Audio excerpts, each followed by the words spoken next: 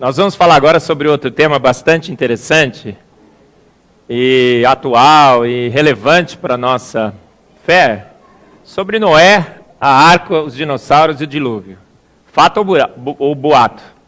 Talvez não exista item na nossa concepção de fé, né, de relato bíblico mais combatido e criticado do que Noé, o dilúvio e a arca. Então hoje há uma percepção mais ou menos geral, né, de que isso é uma história, um boato, alguma coisa assim interessante, bonitinha para contar para as crianças, talvez, mas que não tem nenhuma sustentação nos fatos. Será que isso é verdade?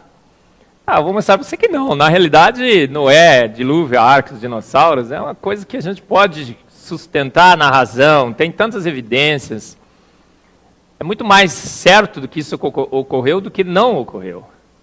E há uma série de evidências que a gente pode usar a favor de Noé e o dilúvio. Os criacionistas, os que entendem que o relato bíblico é verdadeiro, têm algumas linhas diferentes de raciocínio, de argumentação. E eu tentei colocar aqui o que eu considero, do meu ponto de vista, as melhores, as que mais são utilizadas. Vai ter alguma diferença, talvez, com a sua posição, eu sei. Mas a gente vai ver que realmente dá para construir um alicerce racional, teórico, bastante seguro para sustentar a ocorrência de Noé, o dilúvio, a arca e tudo mais, tá bom? Então vamos lá. Acho que é o meu trocador de... Próximo. Vamos falar sobre esse... Quando que eu tive a ideia de fazer essa palestra? Eu nunca tinha falado sobre Noé, dilúvio, a arca e tudo mais. Minha palestra é sempre química, bioquímica, moléculas, essas coisas todas. E eu nunca teria a intenção de falar sobre Noé. Mas quando lançou o filme, a igreja presbiteriana Ebenezer, Rua Doutor Zuquim, 230, Santana, São Paulo, me convidou para dar uma palestra sobre Noé, dilúvio e a arca. Eu falei, nossa, por quê? O filme vai ser lançado, Marcos? A gente quer assistir o filme, todo mundo junto, depois você vai lá e fala pra gente. Eu falei, ixi, e agora? Vou ou não vou? E eu sou assim meio maluco, beleza, né? Falei, vou, né? E fui. Aí fui estudando, fui lendo os livros, coisas que eu nunca tinha feito. Mas eu fui me surpreendendo, eu mesmo, né? Com as evidências, com os relatos, com as linhas de argumentação que você pode montar em relação a Noé, dilúvio e tudo mais. E nós fomos assistir o filme. Rapaz, que filme ruim, né, gente? Eu pus no meu Face lá, coisa de ateu, deu no que deu. Ô, diretorzinho, né? Que coisa, detonou com o filme. Não sei se você assistiu, colocou lá uns robôs no meio.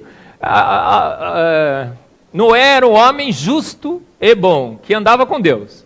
O Noé do filme não é justo, não é bom e não andava com Deus. Era um cara assim, um psicopata. E aquele homem era louco, maluco, não existe aquilo. Quer matar o neto, uma coisa horrível. Não sei se você gostou do filme. Alguém gostou do filme? Por favor, levanta a mão, não tem problema. Eu detestei, achei horrível. Mesmo como obra assim, científica, uma ficção, é muito ruim. Tudo bem, chegamos decepcionados, né? Eu dei a palestra. E aí colocou no YouTube. Aí as minhas palestras no YouTube de Química tem lá uns X de acesso. Essa daí deu 20 mil em alguns dias. Por quê? Porque é um assunto extremamente importante, interessante. Todo mundo quer saber, não quer? As crianças querem saber e tudo mais. Porque é uma coisa que... Um evento que transformou o mundo, transformou o clima, E será que ele aconteceu mesmo? Vamos ver? 10 questões e evidências sobre o dilúvio e a arca. E uma questão teológica, tá bom? Eu quero discutir com vocês. Essa é a visão que a gente tem sobre Noé, não é? Porque a gente ensina para nossas criancinhas uma barca, né, abarrotada de bicho, tudo caindo para fora, né? A girafa não cabe o pescoço e tal. Não é isso? E o pessoal olha isso aqui e fala, não pode ser verdade, né? Não pode, né? Não pode mesmo. Bonitinho para contar para a criança, mas é um boato. Será, gente? Então nós vamos ver, top 10 aqui, as questões mais levantadas sobre Noé, dilúvio, o dinossauro e a arca. Como todos os animais chegaram até a arca? Havia espaço, os dinossauros estavam lá, a arca flutuaria carregada. De onde veio e para onde foi tanta água? A atmosfera da Terra era a mesma de hoje? Datação com carbono 14 foi afetada? O registro fóssil não contradiz o dilúvio? Gigantes pré-diluvianos? Por que vivemos menos depois do dilúvio? Essas são as questões que eu quero discutir com vocês. Como todos os animais chegaram na arca? Olha só, a arca devia estar mais ou menos por aqui, né? Deixa eu ver, aqui assim. Como é que um animal da Austrália, do Brasil, como é que eles foram? Você imagina? Olha só, o pessoal que critica Noé fala assim, só se o ornitorrinco tivesse asa, foram voando. É assim? Será que foi difícil? Os animais do Brasil, da Austrália, da América do Norte, do Polo Norte, Polo Sul, chegarem na arca? Foi difícil? Como é que chegaram? Você sabe a resposta? Bom, a resposta é simples. Na realidade, eles chegaram andando. E andaram pouco. Todos eles. Por quê? Porque antes, há muitas evidências disso. Os continentes não eram separados. A gente tinha um continente só, que é chamado de Pangeia. E isso tem muitas evidências geológicas, arqueológicas e tudo mais. Você encaixa, tá vendo como que você encaixa os continentes um no outro aqui, ó? Certo? Tem camadas de fósseis que se propagam entre os continentes, que encaixam. Quando você encaixa o continente, essas camadas encaixam. E é a parte da movimentação das placas tectônicas e tudo mais.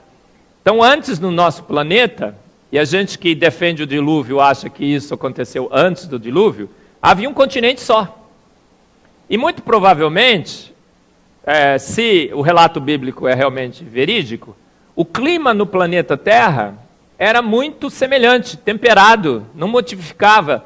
Então esse continente tinha uma vegetação riquíssima, né? E ele a distribuição de animais não era tão diversificada como é hoje. Inclusive a especiação tinha muito menos. A necessidade de você especiar ou tornar animais capacitados para viver especificamente num clima como na Austrália, no deserto, nos polos, não havia, porque era o mesmo clima. Então a gente tinha muito menos espécies.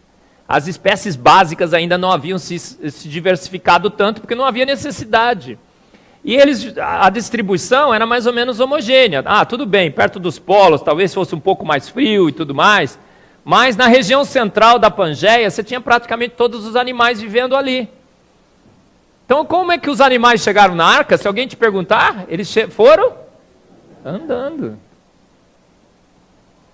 Teve muita dificuldade? Não. Estavam todos perto da arca? Sim, por quê? Porque não tinha, como era um único continente, com clima muito parecido, não tinha necessidade de animais se especializarem para viver em certas regiões. Eles estavam bem distribuídos pelo continente como um todo. Então, quando eles chegaram lá, andando, tá bom? Muito bem. A segunda, havia espaço? Agora que eu quero ver o Marcos encaixar os dinossauros, rinoceronte, tudo dentro da arca, será? Olha aí, ficou tudo assim, um em cima do outro? É incrível a Arca de Noé, porque a Arca de Noé, não sei se você sabe, é o maior barco possível de se construir com madeira. Todas as simulações têm sido feitas e tudo mais, o pessoal estuda demais, porque seria ótimo refutar a Arca de Noé, não seria? Então tudo que já tentaram para fazer, fizeram, tá?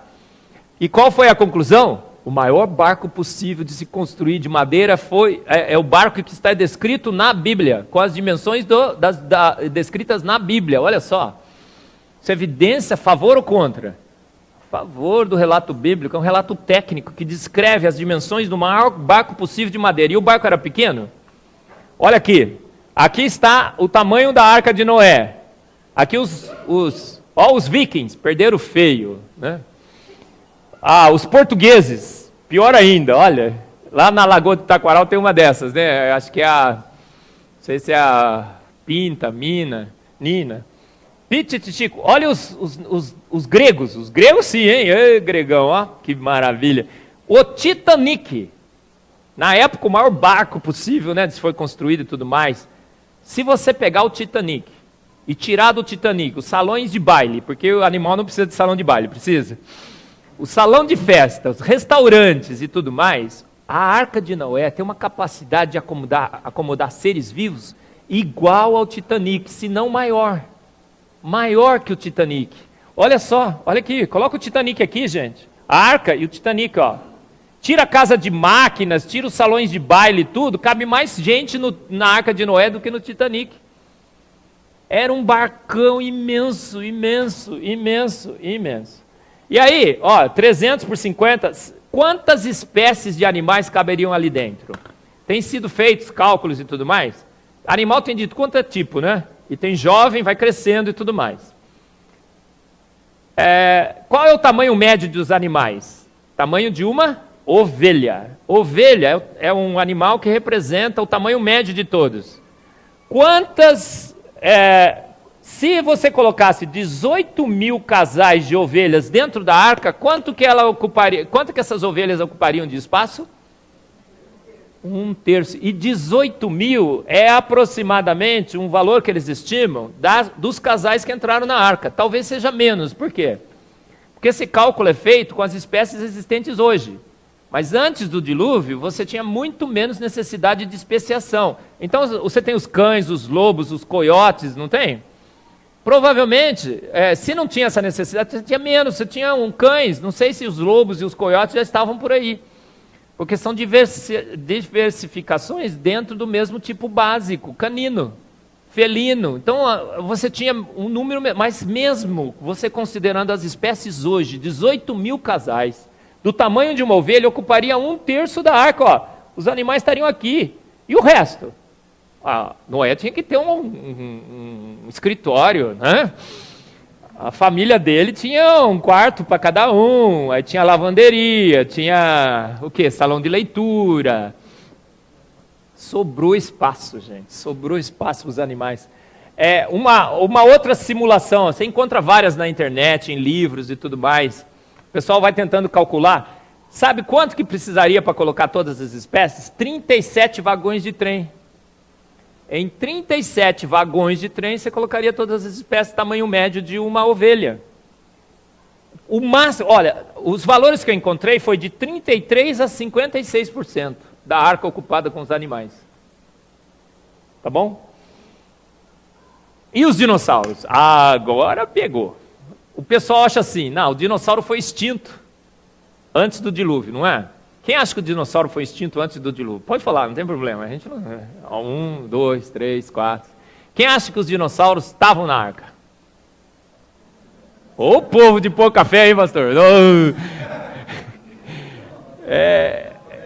E quem não acha nada? Não acho nada. Não acho nada. Tava ou não tava? Tá vendo isso aqui? Oh crap! Was that today? O cara perdeu a festa, né? Chegaram atrasado. Será? Gente, se a gente acha que o relato bíblico é fidedigno, e sabendo que os dinossauros foram extintos há poucos anos atrás, eu vou mostrar os dados para vocês, os dinossauros tinham que estar na arca. Tinham que estar na arca. Aí você vai falar assim, Marco, para aí, o T-Rex dentro da arca? Um T-Rexzinho só já ocupava a arca inteira. Olha lá.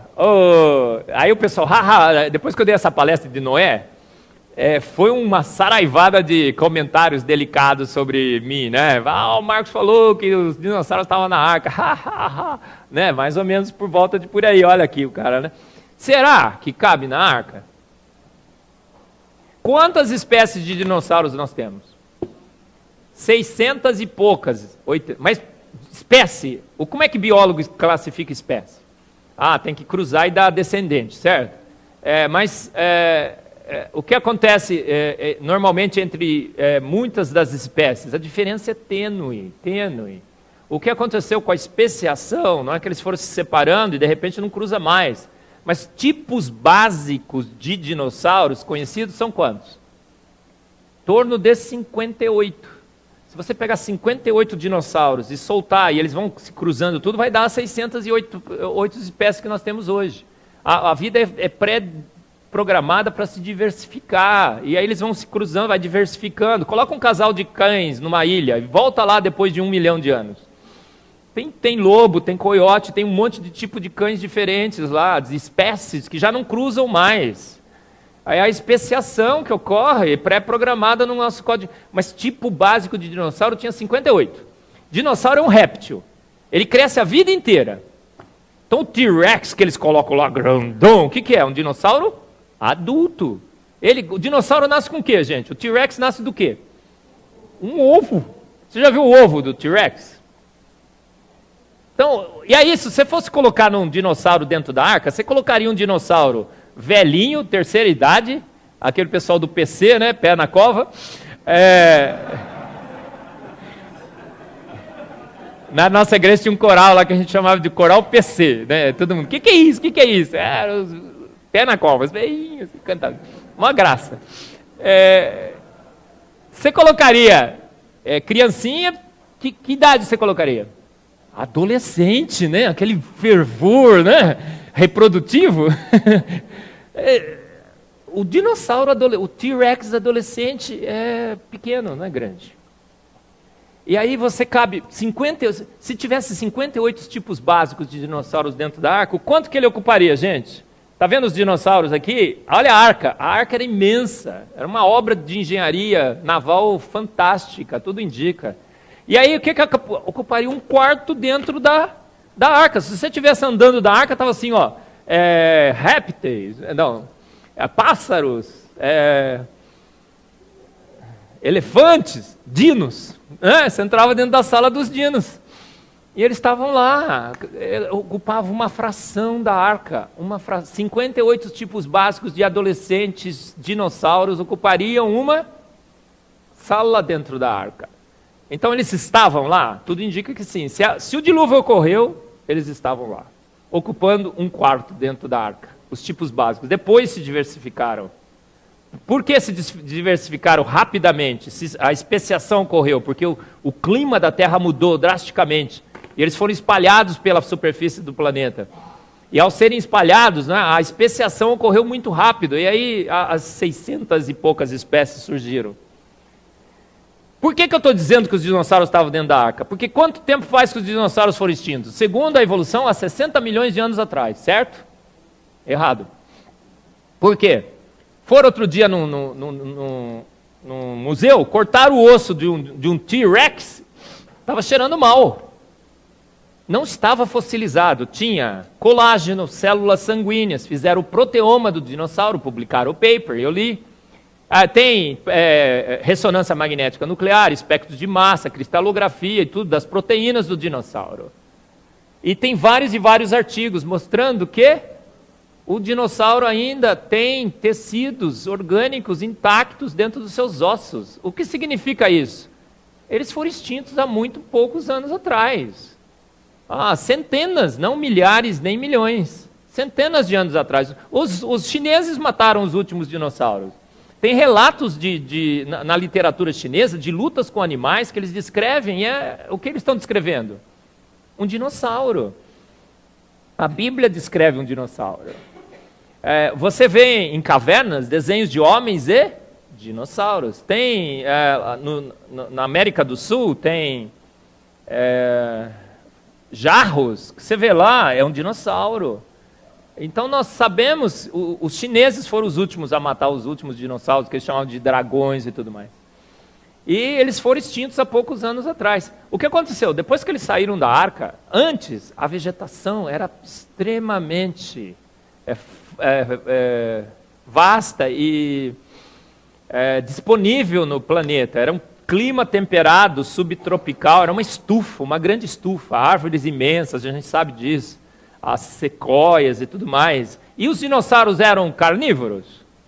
Isso eu falei outro dia do T-Rex, que queriam me matar, porque eu destruí o ídolo deles, porque a cultura que a gente tem do dinossauro é cultura hollywoodiana, é cultura do Jurassic Park. A gente acha que o T-Rex é... Né? O Nicholas pega o dinossauro dele e fala... um grande carnívoro, fera. Mas o T-Rex era um grande lutador? Gordo pra caramba. Não era?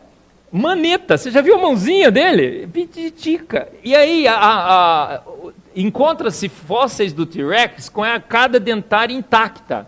Aí foram fazer uma simulação, o pessoal que trabalha na área de dentista, é o que mesmo? Que área que é? Odontologia. Viram que a arcada dentária do T-Rex era muito frágil. Então, se o T-Rex desse uma mordidona e... o que acontecia? Ele ficava banguela, perdia toda a dentadura. E aí ele encontra os dinossauros com todos os dentes. Aí significa que ele não dava muita mordida, não. Então, eu não quero afirmar que todos os dinossauros eram herbívoros, mas a imensa maioria deles era herbívora. Aí o que acontece?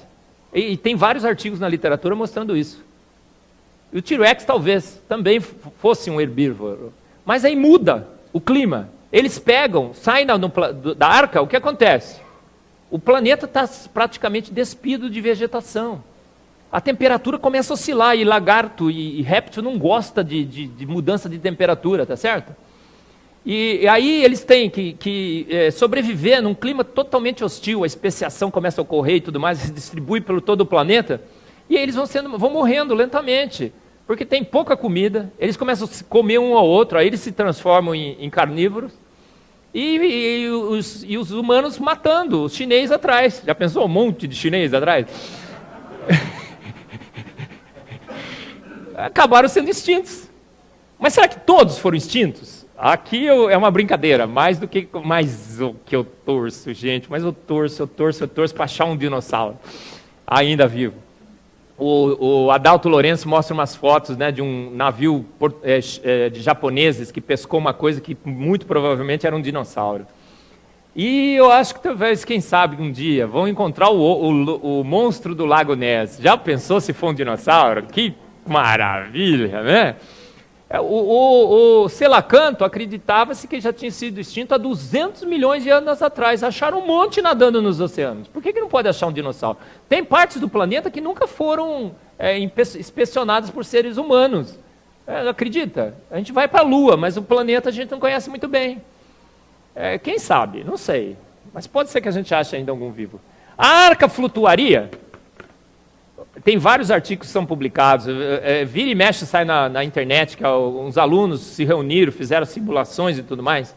A arca não só flutuaria, mas ele é a estrutura naval de maior flutuabilidade conhecida. Se você quer pôr um bicho lá que não vire com ondas, é a arca, com as dimensões descritas na Bíblia. E a arca flutuaria vazia? Não. É incrível. Vazia ela vira. Como é que ela fica boa mesmo? Carregada. Incrível, não é? E aí, por que a Bíblia faz questão, né, eu tenho mais para frente, mas de dar os detalhes da construção? Olha, coloca uma porta, coloca um telhado, 40 metros, 50 côvados, faz isso e aquilo. Por que será que o relato bíblico não podia falar assim, construi uma arca aí, põe uns bichos e acabou? Por que ele dá os detalhes técnicos? Porque ele quer que você entenda aquilo como um relato técnico e quer que você tire a prova dos 9. Está aí as dimensões para você ver se isso daí funciona ou não. E a gente vai ver que funciona, gente. É o maior barco possível de se construir de madeira e a maior estrutura naval de maior flutuabilidade, carregada de bicho, não vazia. Incrível, né? Olha só, como que se imagina que foi construída. Você acha que o pessoal hoje é inteligente, né? Que nada, a gente está emburrecendo. Todo mundo que dá aula sabe disso. Geração após geração de aluno está piorando, né? Os caras eram inteligentíssimos. Noé devia ser um craque em construir barco. Fez uma coisa, pôs a janela, ela impermeabilizada, aquela janela não deixava entrar água, mas não deixava entrar ar. Tinha toda uma tecnologia, altíssima tecnologia, a arca. E aí fala, faça-se um teto com um vão de 45 centímetros entre o teto e o corpo da arca, coloque uma porta lateral e faça um andar superior, um médio e um inferior. Se alguém fosse contar uma historinha, se você fosse contar uma historinha, você colocaria os detalhes técnicos para depois ir lá verificar e ver que você estava errado? Quem coloca o detalhe técnico é um cara que está disposto a ser refutado. Fala, tenta refutar se é possível. E aí você vai lá com aqueles detalhes e vê que é a melhor arca, melhor barco, mas você acha que é historinha? De onde veio tanta água? Provavelmente, antes do dilúvio, o planeta era coberto com uma canopla de vapor de água, mais densa aqui nessa região. Então era um clima temperado, era uma estufa, greenhouse, né, que é em inglês. E a temperatura não oscilava, porque a água é um tampão térmico. Talvez ficasse lá entre 23 e 24 graus. Olha que maravilha para as mulheres, né?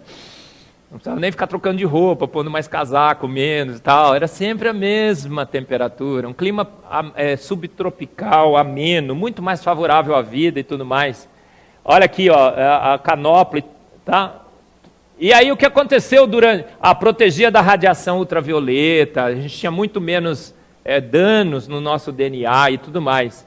O que aconteceu então durante o dilúvio? Provavelmente, uma das hipóteses mais viáveis é que essa canopla de água condensou-se na forma de chuva.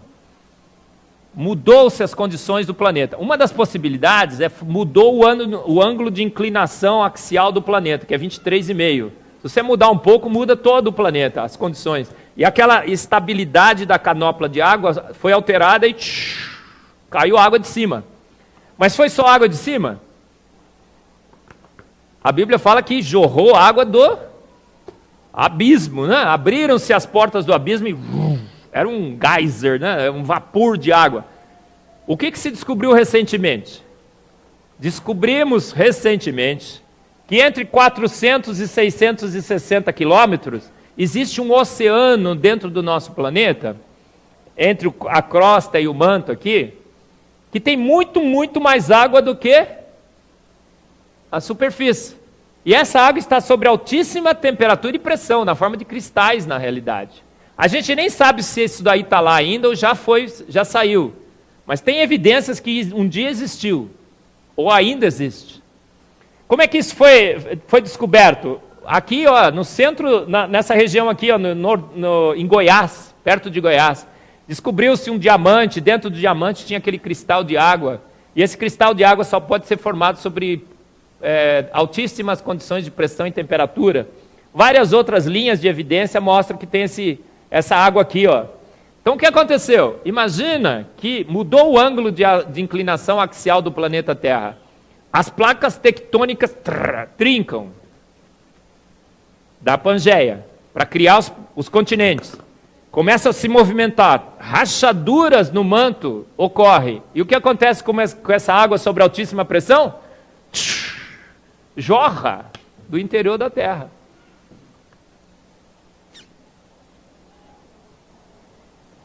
E aí, ó, aí fala assim, nossa, mas cobrir o Everest não dá, né? 8, 9, 10, 11 quilômetros de altura? Os montes eram muito altos antes? Não, você tinha uma Pangeia. As placas tectônicas estavam ali, firme.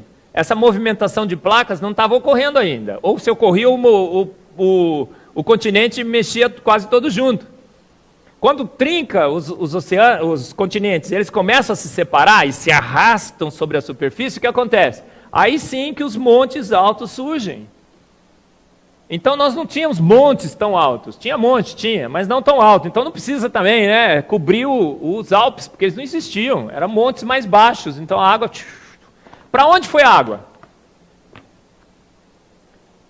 Imagina que você tem a Pangeia. O que Deus fez para começar o dilúvio, a gente não sabe, mas talvez tenha mudado o ângulo de inclinação da Terra, trinca os continentes, eles vão se afastando, a água cobre tudo, mas eles continuam se afastando. O que acontece no meio? Racha, trinca e forma uma fenda. E a fenda vai ficando cada vez mais profunda. E nós temos fossas submarinas hoje com vários quilômetros de profundidade. Então, para onde foi a água onde está hoje a água do dilúvio? Nos mares e oceanos, nas fossas submarinas. Foi abrindo, o que aconteceu? Os continentes estão separando, eventualmente eles foram ficando fora d'água, porque a água foi jorrando para as fossas submarinas. Então o oceano era tão profundo assim antes? Provavelmente não, era mais raso. E ficou profundo com a separação das placas. A geologia toda mostra que isso é bastante factível, né? Chovia antes? Não, era aquele vapor de água naquele efeito estufa, né? Tinha um orvalho que caía de manhã, tal, maravilha. Depois do dilúvio começa a chover. E o que a Bíblia diz que foi colocado como sinal do dilúvio? Um arco-íris. Arco-íris se forma como, gente? Você já leu sobre... Eu li várias e várias vezes. Precisava de um físico bom para me tentar entender junto com ele. É um fenômeno incrível. Se você está aqui, você está vendo, é um ângulo de 40 graus quando você vê. Se você se deslocar, a pessoa que está lá mais num ângulo diferente já não está vendo. É um efeito assim de ótica fantástico. E ele só ocorre quando você tem o quê? Gotas de vapor de água nas nuvens. Quando chove.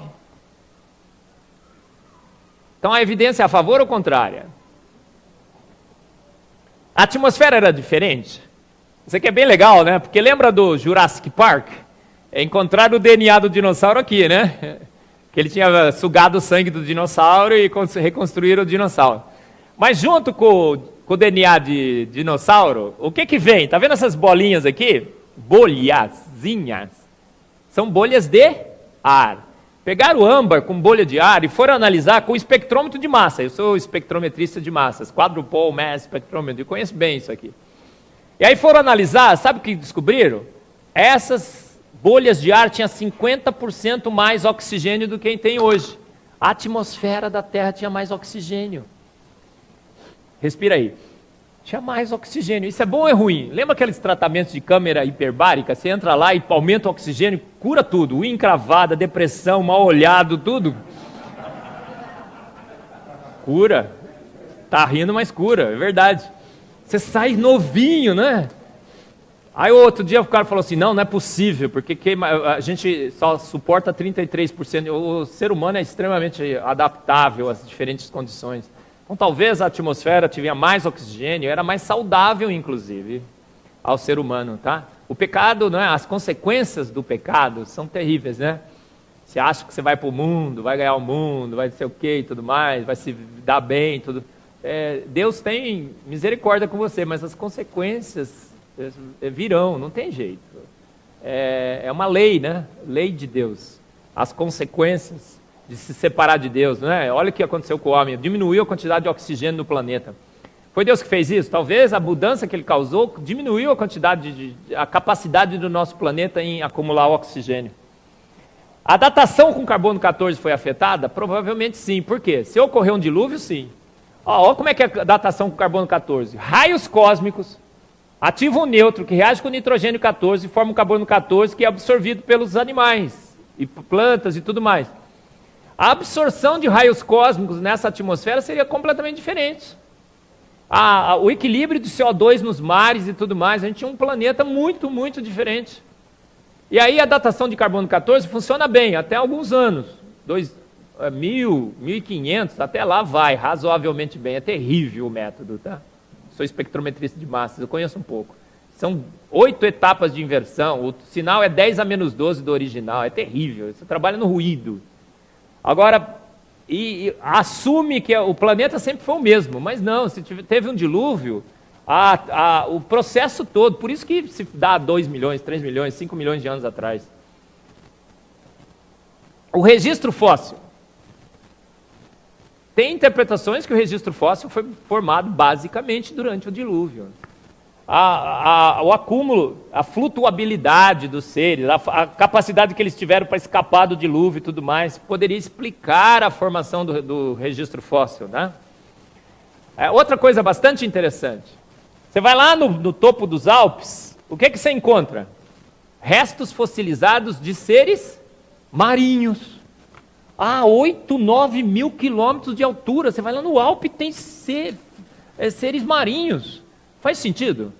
Aí o pessoal fala assim, não, aquilo foi um fundo de um mar, há milhões e milhões de anos atrás. Esse mar foi extinto, a movimentação das placas tectônicas lentamente levantou e por isso que está lá em cima. Faz sentido? Não, por que não faz? Porque a erosão come os montes todos os anos. E a erosão já devia ter lavado 80 vezes, 100 vezes aquele topo. Não tem. Então foi um processo abrupto, extremamente rápido, que transformou o fundo de oceano em um monte. Como é que pode acontecer isso? num desastre, numa catástrofe muito grande. Trincou, durante o dilúvio continuou separando e continua separando até hoje. E aí o que aconteceu? Elevou o fundo do mar, transformou numa montanha, rapidamente, senão a erosão já teria corroído tudo, tá bom? Olha aqui, olha o registro fóssil, você vai embaixo da montanha, ele está inteirinho lá. 4 milímetros por ano, isso aqui deve estar errado. 4 milímetros por ano que a erosão come. Você não deveria ver o registro fóssil embaixo de uma montanha, mas ele está lá inteirinho, significa que ele foi formado recentemente, numa grande catástrofe. Tá bom? Gigantes pré-diluvianos. Gente, tinha nesse planeta... Você já viu libélula? Libélula é a coisa mais espetacular. A engenharia de voo mais sofisticada é das libélulas. Você já viu como aquela libélula faz, né? Ela para, vai da direita para a esquerda. Não tem um helicóptero que consiga fazer isso. Ela tem 4 asas, 2 pares independentes, ela movimenta. É uma coisa incrível. O olho da libélula vê 360 graus. Tudo. Uma visão geral, ampla e restrita. E aí, o que aconteceu com a libélula durante toda a história desse planeta? Você vai no registro fóssil, libélula, e puf, desaparece. Então, o bicho mais espetacular de voo nesse planeta aparece de repente no planeta. Uma evolução lenta, gradual e sucessiva? Não faz sentido. E o que aconteceu com a libélula ao longo dos anos? Ela só diminuiu de tamanho. Por quê? Tinha libélulas no planeta, no início do registro fóssil, com dimensões perto de 1 metro. Você imagina uma libélula chegando aqui, ó, 1 metro, e você tentando pegar aquele bicho, ninguém pega, né? Porque alguém pega uma libélula no voo? Com a mão não, você tem que ter libélulas desse tamanho voariam hoje? Não, por quê? O consumo de oxigênio desse bicho é altíssimo. Não teria oxigênio suficiente na nossa atmosfera.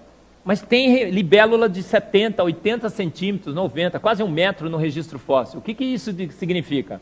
Elas voavam antes, né? Porque libélula com um monte de asa não faria sentido se não voasse. Tinha muito mais oxigênio para alimentar, dar energia suficiente para esses bichos aí. Olha, o pterossauro, com essa asa. A densidade da atmosfera, já fizeram os cálculos, não seria suficiente para ele voar. Então nós tínhamos uma atmosfera mais densa, mais rica em oxigênio, com uma temperatura praticamente constante, muito úmida, tinha um orvalho de manhã, não chovia. E esses bichos conseguiam voar, né? Porque não faz sentido eles terem existido e não voaram mais. Foram extintos. Talvez que depois do dilúvio saiu, né? Foi crescer, não voava mais. Aí viraram presa fácil, né? Para os predadores. Muito bem. A gente vive muito menos hoje do que vivíamos antes. Olha os patriarcas aqui, ó. Quem viveu mais? Quantos anos?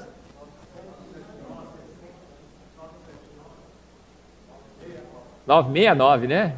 Não lembro mais. 959. 900 e lá vai fumaça. Não é? Mas todos os patriarcas viveram muito. De repente, depois do dilúvio, caiu aqui, ó. A gente está vivendo 60, 50, está aumentando agora por conta da ciência, que está conseguindo reverter um pouco a tendência de queda. A gente cada vez vive menos. Por que aconteceu isso? As condições mudaram e tudo mais, mas principalmente por um efeito genético, que a gente chama de gargalo genético. Adão e Eva eram puros geneticamente. Então seus filhos podiam casar entre si, sem problema. Mas aí, com a geração após geração, o que aconteceu? Vai acumulando defeitos genéticos. Por que você não pode casar com seu primo? Porque você tem defeitos genéticos muito próximos. Então a chance de dar um problema é maior. Casam-se primos, tá? Tudo bem, fica tranquilo. Mas não deveria, né? A família toda não casa, você vai e casa, não tem problema. Mas por quê? Porque os defeitos genéticos seus e do seu primo são muito próximos. E não é bom casar entre dentro. Aqui teve um problema na cidade de Araras, eu acho, o pessoal tudo com câncer de pele, morreram vários. Por quê? Casaram-se entre as mesmas pessoas da mesma família. Isso não é bom, né? Você deve casar com uma chinesa, entendeu? É assim, ó, tá vendo? É perfeito, viu, Douglas? O pastor foi esperto, pegou bem distinto, tem que ser. Você não pode casar com pessoas muito próximas da mesma linhagem. Quanto mais diversificado geneticamente, melhor. E aí, por que isso dá problema? Porque os defeitos genéticos... Mas quando chega em Noé, o que acontece? Os defeitos genéticos já estavam bastante acumulados. Mas morreu todo mundo e ficou uma mesma família. Primos casaram com primos. E esse gargalo genético teve consequências drásticas na longevidade da espécie humana. A gente passou por um gargalo genético que não deveria ter passado, a consequência do pecado. Muito bem. Tem uma família aqui próxima da gente que nasce o bebê e morre. Eu acho saiu até num documentário que correu o mundo aí aqui, acho que foi Araras também, mesma coisa, câncer de pele, todos eles tiveram, tem problemas sérios. Né? Por que isso? Não é um problema intrínseco, não pode casar com... É por causa do gargalo genético, que cada vez mais vai ser pior casar com primo. Daqui a 100 anos, pior ainda, daqui a 200 anos, pior ainda. É bom você casar com pessoas muito distintas, porque aí os seus erros genéticos se cancelam. Né? É interessante, né? Catástrofes bíblicas não pode. Catástrofes naturais, com evidências, não pode. Noé, dilúvio, mas catástrofes naturalistas pode, né? Como é que os dinossauros foram extintos no planeta, segundo o naturalismo? Um grande astro colidiu com a Terra, né? E aí o que ele fez? Criou uma poeira cósmica, assim, né? Uma nuvem densa que cobriu o Sol, esfriou e morreram todos os dinossauros. Gente, se morreu o dinossauro, devia ter morrido tudo, né? Só tinha sobrado barata nesse planeta, né? Mas essa pode, olha só, quer ver? Olha os dinossauros tudo morto, tá vendo? Uma catástrofe naturalista pode. Agora, catástrofe bíblica com evidências. Qual é a evidência que isso aí ocorreu? Nenhuma, só que o dinossauro morreu. A última. Deus foi cruel? Agora é uma questão teológica. Né? O pessoal, eu acho que muito da relutância das pessoas acreditarem no dilúvio, fala assim, nossa, mesmo que isso tenha ocorrido, Deus teria sido cruel demais. Olha que Deus, matou todo mundo, criancinha, gente e tudo mais, né? Você não pensa assim, olha que Deus cruel? Será que isso é verdade? Será que Deus foi cruel mesmo? Olha, o pessoal coloca assim, né? Os naturalistas que querem criticar Noé, o dilúvio e tudo mais, põe assim, porque ele amou a gente, matou todo mundo. Entendeu? A minha parte preferida da Bíblia é quando chega na historinha de Noé, que Deus dá livre-arbítrio, ou livre-agência, né, pastor? Vai saber. Aos homens, eles fazem o que querem, aí ele vai lá e destrói todo mundo. Olha que Deus cruel, né? Mas será que Deus foi cruel? A gente acha que Deus foi cruel? Mas será que como é que Deus vê a gente, né? Eu coloquei um versículo aqui bastante legal, Romanos 3, de 10 a 18. A gente se acha bonzinho, mas o que Deus, quando olha para a gente, o que ele vê? Olha o que ele vê, como está escrito, não há um justo, nenhum sequer. Não há ninguém que entenda, não há ninguém que busque a Deus. Todos se extraviaram e juntamente se fizeram inúteis. Não há quem faça o bem, e não há nenhum só. A sua garganta é um sepulcro aberto. Com suas línguas tratam enganosamente.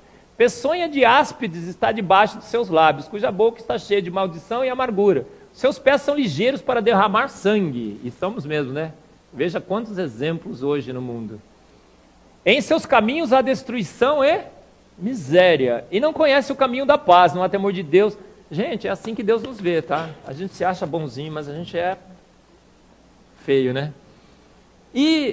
Mas Deus tem misericórdia, Ele preserva a gente. As misericórdias de Deus se renovam sobre nós a cada manhã. Mas chegou num ponto, gente, a Bíblia diz que no dilúvio, o que aconteceu? Todas essas características do homem estavam ao seu máximo. Gente, a gente se vê lá o Estado Islâmico matando cristão, era isso, acho que era todo dia na rua.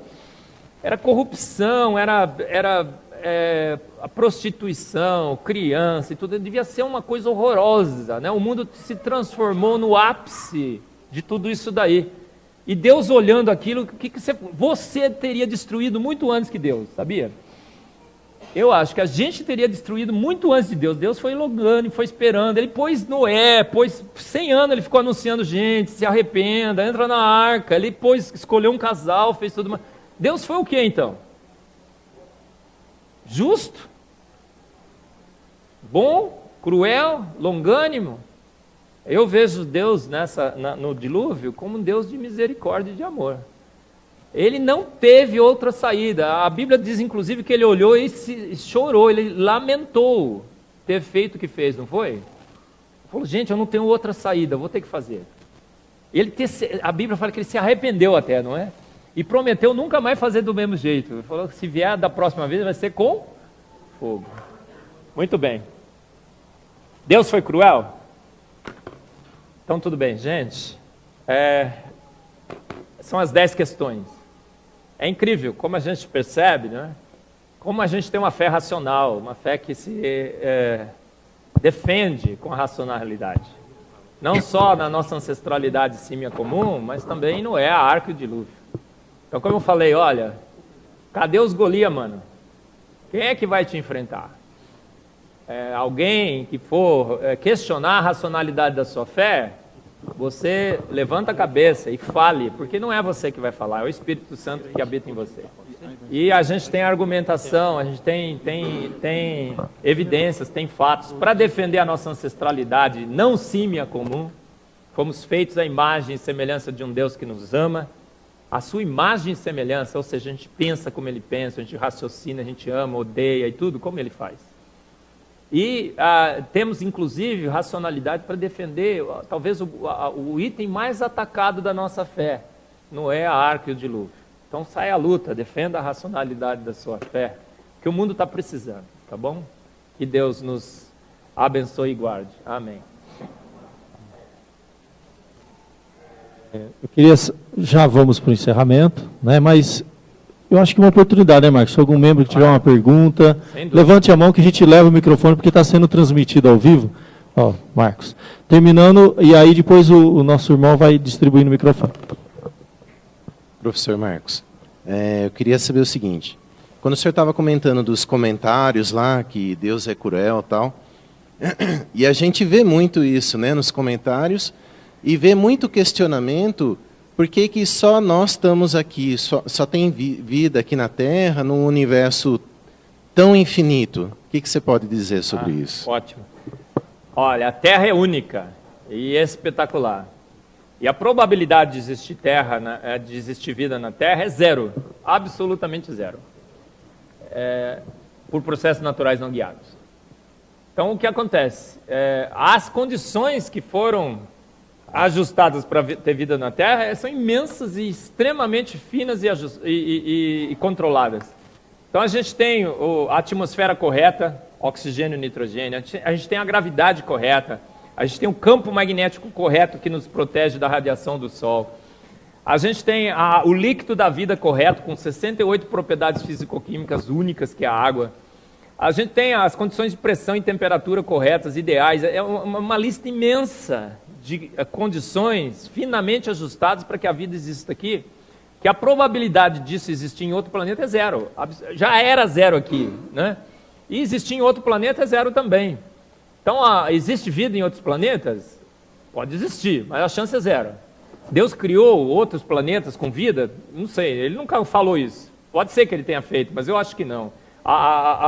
O planeta é um planeta único, e nós somos seres únicos, feitos à imagem e semelhança dele. Por que só a gente?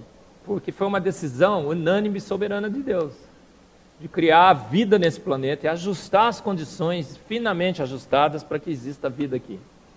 Então, não sei se foi bem essa a sua pergunta, mas Não há possibilidade de existir outro planeta com as características desse por processos naturais não guiados.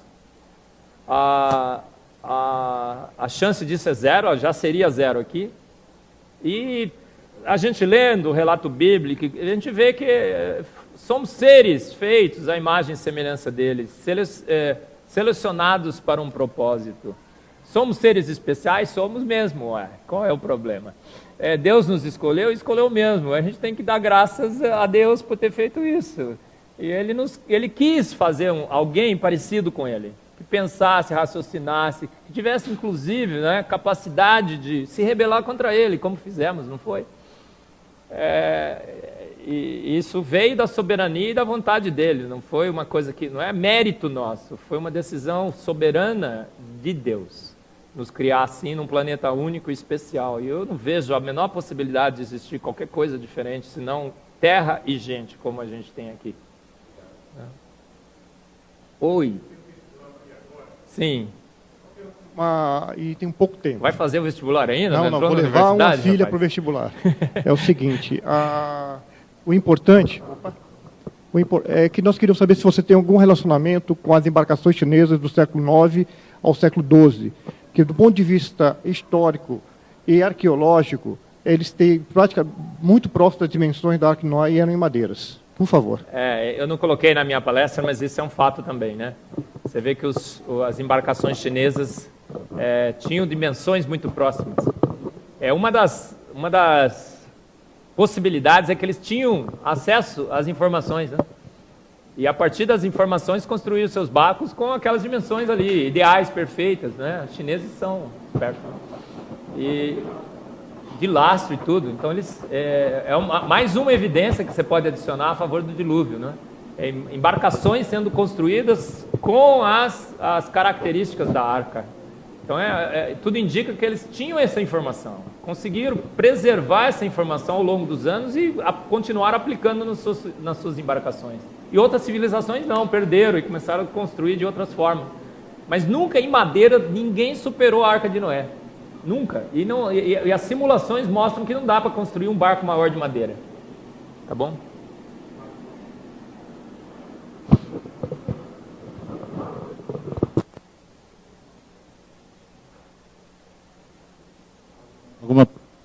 Alguma pergunta a mais?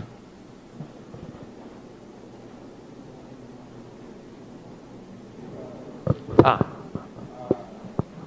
um registro na Bíblia que a arca, ela ficou, depois do dilúvio, pós-dilúvio, ela ficou naquele monte Ararat, né? E há um tempo atrás houve uma divulgação que encontraram restos. Isso é verdadeiro? Olha, nunca foi comprovado, nunca. Tem muitos relatos, o pessoal tira foto, vai lá, pega pedaço da madeira e tudo mais. Nunca foi comprovado. Eu acho só, é um achismo da minha parte. Eu acho que Deus é assim, ele dá muitas evidências, mas ele nunca dá uma prova. Porque se ele quisesse, ele vinha aqui e fala, gente, estou aqui, tá vendo? E eu acho que ele não deixaria encontrar, porque seria muita canja, né? Facilidade demais para a sua fé. Ele dá um monte de evidência, mas também ele não vai mostrar a arca. Deus é assim que ele trabalha. Ele dá um monte de evidência, mas também ele não quer passar o filme para você ver. Você vai ter que exercer a sua fé. E eu acho que ele nunca deixaria achar a arca. Eu acho que a arca já foi destruída, já foi consumida, era de madeira, já passaram-se milhares de anos e tudo mais. E mesmo que ela está preservada em algum lugar, quando ele for revelar, ele vai revelar com holofotes e tudo mais. Quando ele vem na sua segunda vinda, né? O mundo inteiro o verá. Então eu nunca alimentei e não alimento nenhuma esperança de encontrarem a arca. Acho que ela já foi destruída.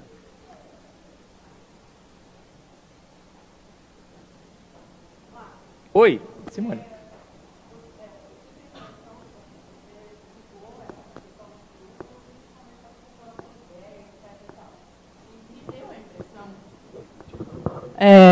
Me deu a impressão de que você, nessa associação entre o evento do dilúvio e o que ocorreu depois, a divisão dos continentes, que isso aconteceu por causa do dilúvio. É isso mesmo? Eu entendi corretamente? Sim. Tem interpretações diferentes, viu, Simone? Mas de tudo que eu leio, que eu já li e tudo mais, a minha posição é essa. A Pangeia estava lá, a arca estava pronta, Deus fez alguma mudança no planeta, eu acho que ele mudou o ângulo de inclinação axial, era uma possibilidade, ele poderia fazer isso. Aí trincou, começou a separar. A separação continuou muito rápida durante o ano que o planeta ficou submerso, e agora ela está diminuindo. Quando secou, os continentes ainda estavam interligados, por isso que os animais conseguiram se espalhar por todos os continentes. Chegaram até a Austrália e tudo mais. Mas depois se isolaram. Com o isolamento, animais foram extintos em outros continentes. Por exemplo, o canguru da Austrália estava distribuído em todos os continentes, mas morreu em todo lugar, só sobrou na Austrália. Porque eles se separaram, não tinha mais conexão entre os continentes, e só sobrou o canguru. Agora, fóssil de canguru se encontra no mundo inteiro. Tem florestas tropicais, que acabaram de encontrar uma floresta tropical na Noruega, na parte polar da Noruega. Como é que pode encontrar uma floresta tropical lá? Então, fóssil de canguru no mundo inteiro. Porque eles se separaram, começaram a habitar. Mas como na África não dá para ter canguru, eles morreram. No Brasil, só na Austrália que eles continuaram vivos. Então foram sendo extintos, porque as condições mudaram drasticamente. Como é que se espalharam? No início, quando os continentes surgiram, ainda tinha, até hoje tem muitas conexões. Mas com a separação que continuou ao longo dos anos, os continentes finalmente se isolaram. E aí a especiação tomou conta e a extinção de muitas espécies em alguns continentes ocorreu.